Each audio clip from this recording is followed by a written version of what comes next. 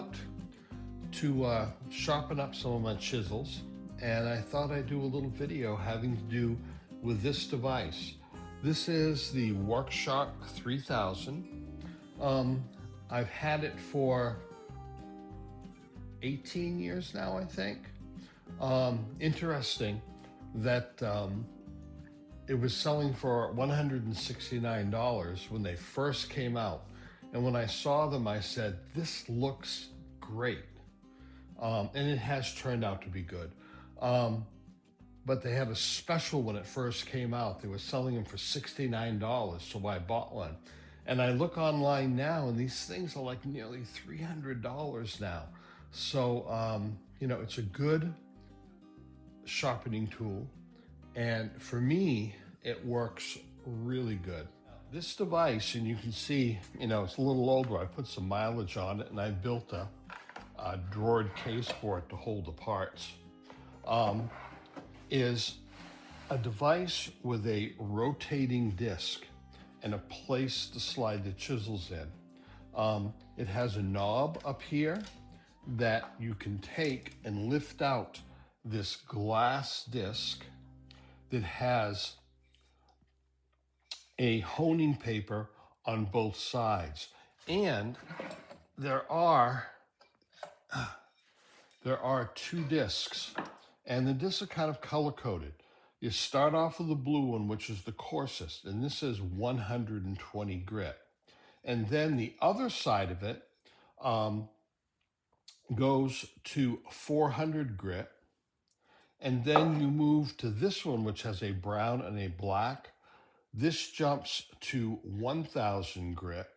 And then this one, you can get any grit you want. You can get, 2000, 4000, or 6000. I have a 6000 grit one on here. And you can purchase the paper, and they have a plastic thing that slips off and it sticks to this glass disc.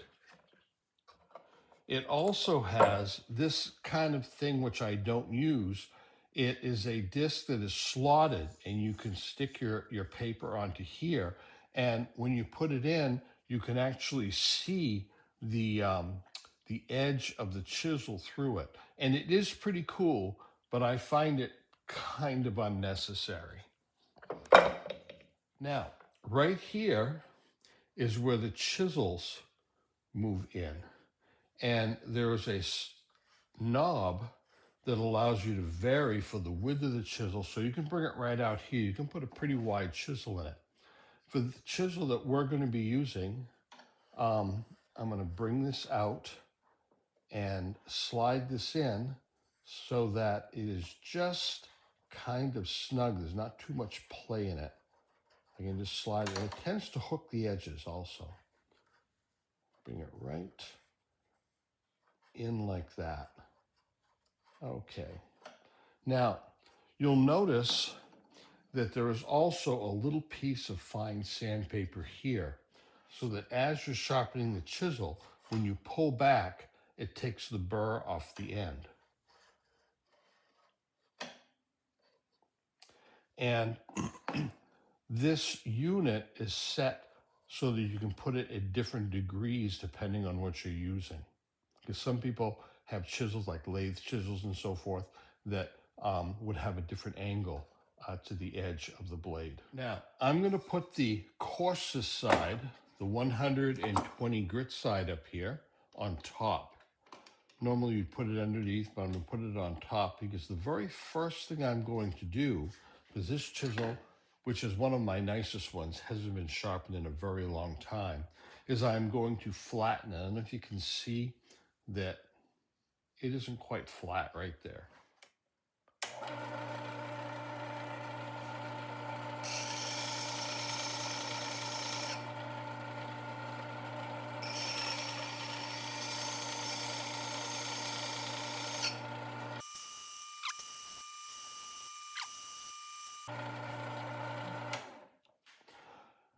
Now, still got a little bit of a flattening there to do, but it's flattened from here out, and that is good enough for me. I don't have to, I don't have to go all the way back or even back that far. So now I'm going to take this disc off, flip it around so that the coarse part is at the bottom, and then the next grit, the 400, is on the top. And I'm going to smooth this out a little bit more.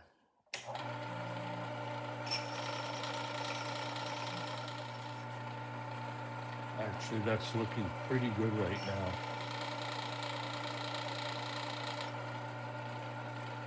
From here up, it's really good.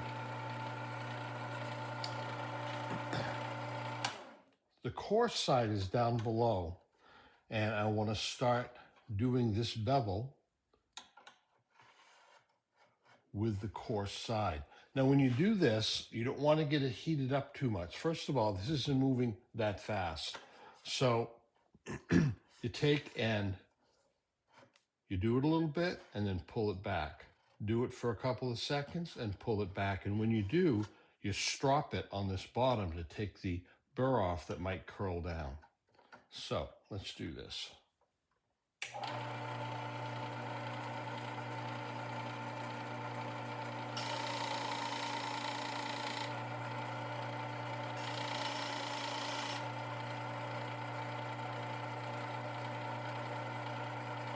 Notice how I tighten the chisel up. I didn't want too much wobbling back and forth because I want a straight edge on it.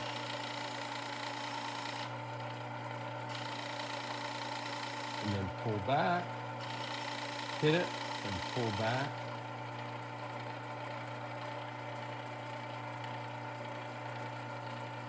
And it's starting to come along pretty nicely. I think I'll do it just a little bit more.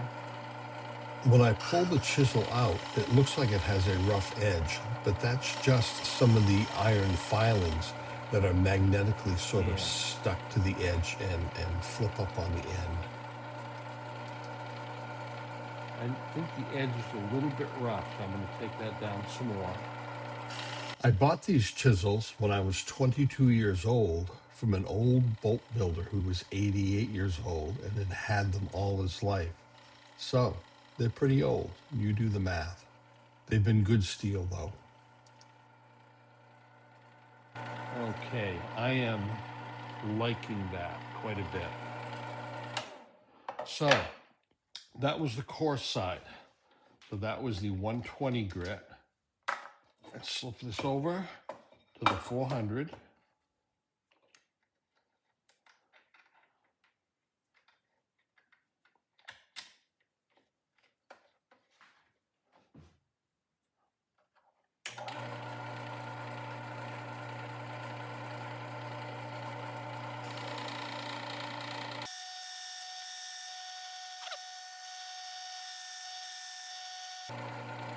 And with the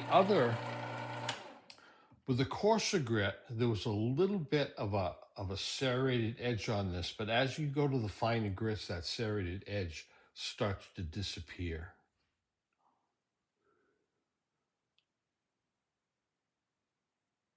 So now we'll take this disc off completely. Remember, we did the 120 and then the 400 grit. And now we will go to the 1000, which is the brown side down.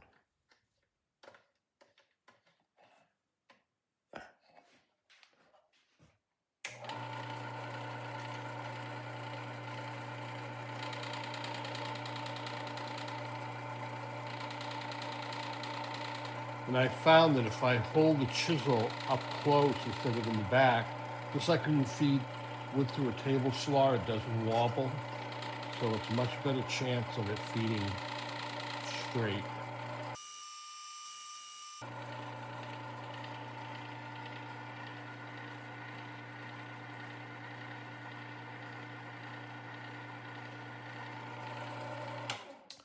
It's looking good. And we have one more side on here.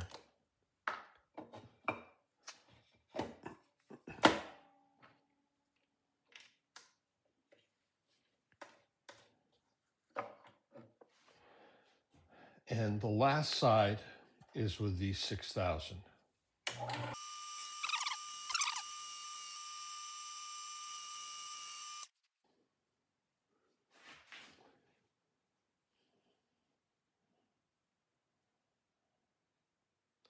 That's pretty nice.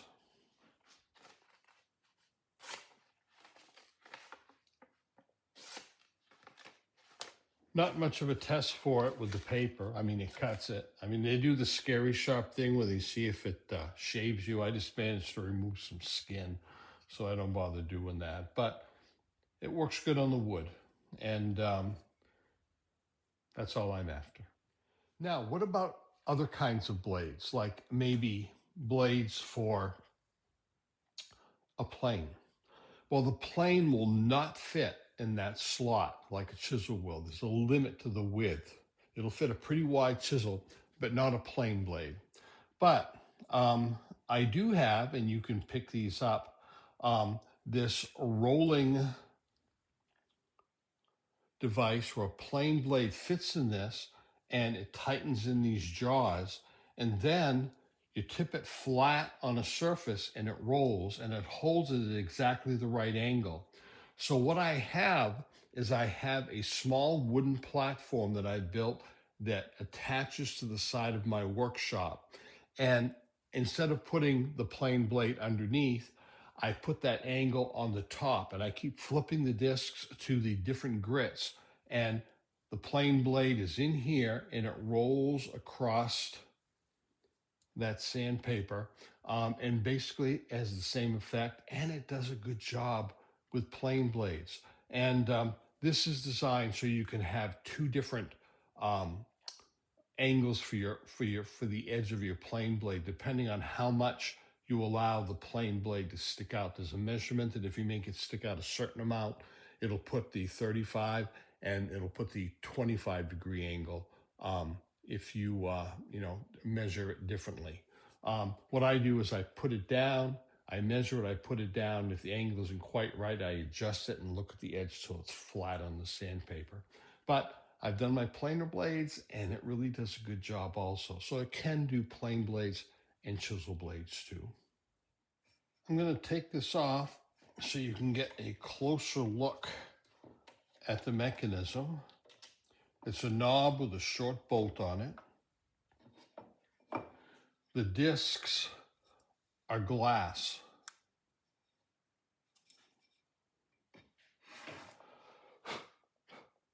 And it sits right in here. And here is the knob that turns to bring this bar in closer or further away in order to get to the width of the chisel that you're using. This piece of sandpaper, it comes with these little squares and you can take and slip one in and it glues on. This is my original. I have never changed it before. It has a switch on the side to turn it on. And the base is something that I made, of course. And what I do is I pick this up and move it over to the other bench because, you have a sharpening session and then you're done for a while. But it's always over there so that if I want to touch up a chisel, all I have to do is make sure that the fine grit paper is facing in the right direction, turn it on, and just go up there and touch it a few times, and it touches it up. So I'm going to sharpen a few more chisels. I hope that you get an idea of how the Worksharp 3000 works. It's an expensive little device right now, but it's a quick way of sharpening your chisels pretty good without getting out a whole bunch of honing stones or having something like a Tormex, which is a very, very good chisel sharpener. But many of them are, wet, and they do a very good job. But this is something where you can just take it out and just sharpen a bunch of chisels. And as you're using them, you can just go over and kind of touch them up as you need to, and then keep working by just flipping a switch. This thing does work, and I've had it a long time, so it is pretty well made.